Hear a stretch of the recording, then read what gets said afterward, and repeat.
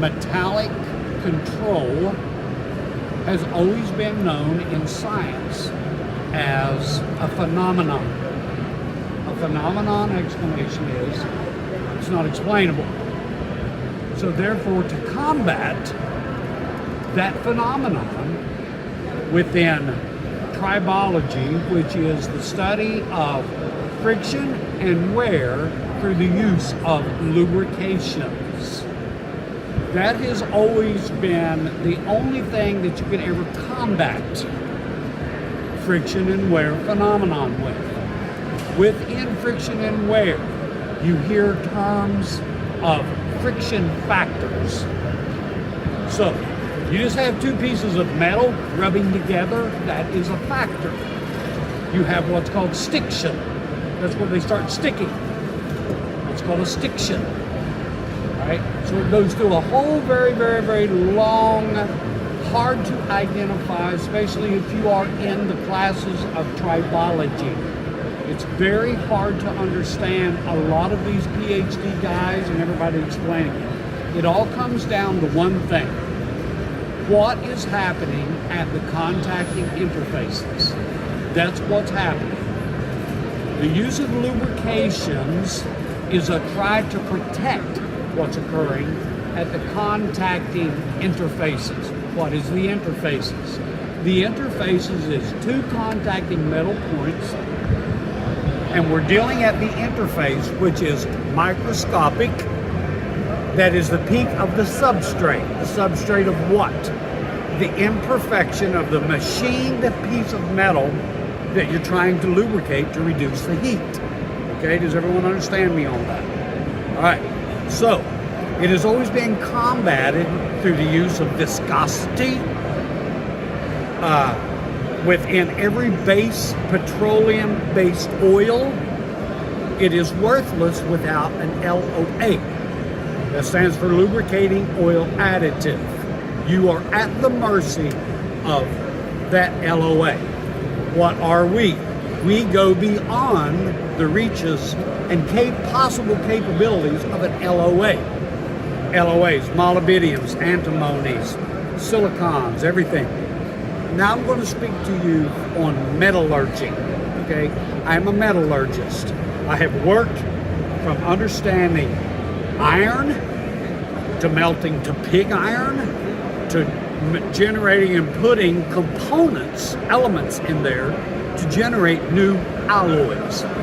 This machine, this is a critical machine, even though we see, oftentimes we see everybody trying to show their film strength, their bonding protection by the use of their lubrications. I don't want to talk about lubrications at this point. This machine is a true Timken machine.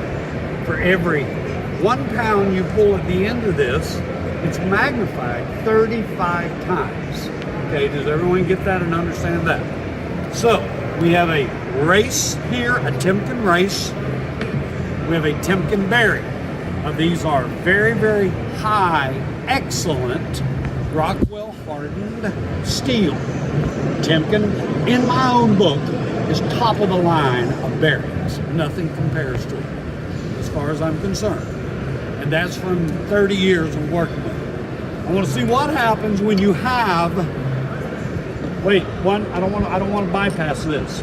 The only way to get this technology, Infinity LFE technology, out of the steel is you have to actually cut 15 microns between every time you do this demonstration.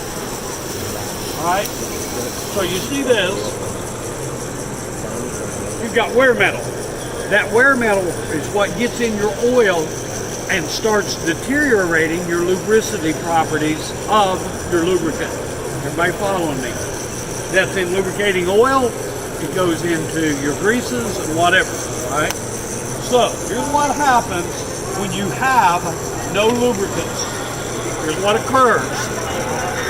Hear the friction. Listen to stiction. That is stiction. If I do that enough, you get into what's called weld. All right, so if your heat keeps going enough, you don't have any lubricity in there, you're going to lock up. We're going to try to combat that friction and stiction as much as possible through the use of the most expensive lube that's out there. And I'm not even going to run this in a reservoir. I just want to see what it does by wiping it on here. Okay, I'm not going to run it in a reservoir right now. As you can see, we didn't see much. You can see where you take the brake cleaner, you can clean it, spray it, you're back worse than where you was in the beginning. Now we start jumping to the little sprays, okay? Been around forever. Water displacement 40. Peter, when he first developed this, water displacement claims it took him 40 tries to be able to develop this product. I want to see what it does by spraying it on here. Not impressed. Not impressed. Let's jump over here now to the PB Blaster. I want to see where we're going to be able to come up on. Not impressed. Take the brake cleaner, I'll spray it off, you're right back where you started. Every time that occurs, you're locking up and you're kicking out the metal. All right? That's where your wear comes from. Now we're going to jump right straight to this product. The product I developed from 1990 until 1998. I am a tribologist, I'm a metallurgist, MIT, I worked with NASA, but this product right here was designed to help the marine industry on the Ohio River. I developed it to try to help increase the rebuild times on an EMD engine, big 2-cycle, 5,000 horsepower. So this is the actual product that I developed here. It is a bio-based product, contains no petroleum for a very critical reason. Probably get into that explanation a little bit later. This is in this. This is in our grease. All right. The original product has always been known since its conception back in 1998 as HDI 2500. It stands for Hardened Deformation Interfaces, and it lasts up to 2,500 degrees. Let's go back and let's try again.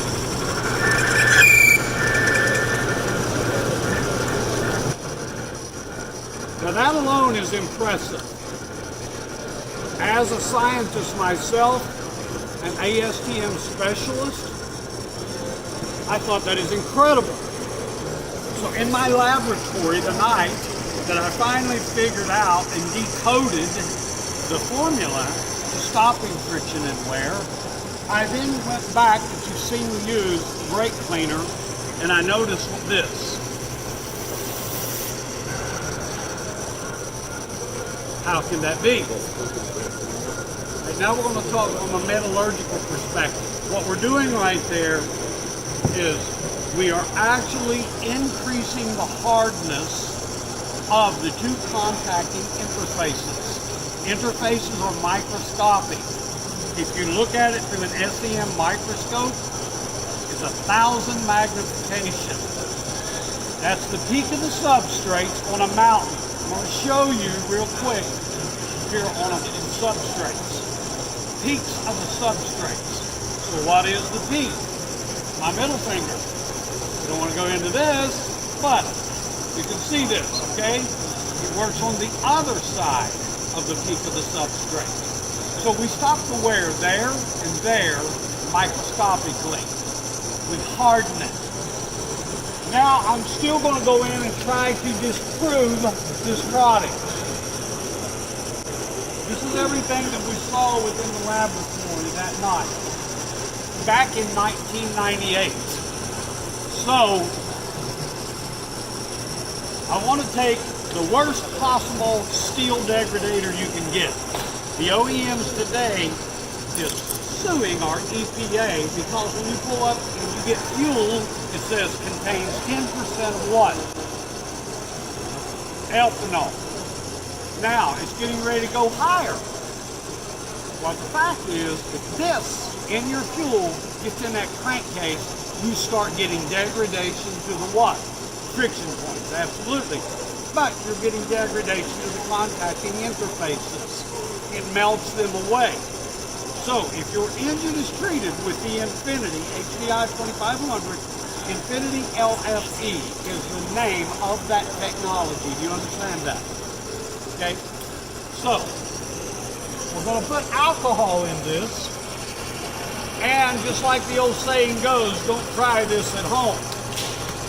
I want to see how long that will cut through just from my finger touching it or spraying the very first time. For every second I hold down, I am melting away a micron. I want to determine how deep I penetrated from the very first time that I sprayed it. Everyone follow me? Everyone understand? Here we go. 1, 2, 3, 4, 5. We went right straight back to what? Stiction. All right? Now, this product will use anything as a carrier. This is why it is science and not magic. It's metallurgical science. It'll even use the alcohol as a carrier, which is what I'm using in this. Okay? It is a special soy alcohol. So let's see what we got. Get the point? We're running in alcohol. Would you like to take a drink of this alcohol right here to see if it's really alcohol or not? Simple. I'll tell you what, there's one other way to test and see if it's really alcohol. Anyone want to doubt what the heat is going on here? I'd like to have someone come over and put your hand on top of that. Watch what happens whenever I put the oxygen to it. The two greatest degradators to lubricity and lubrications is water and oxygen.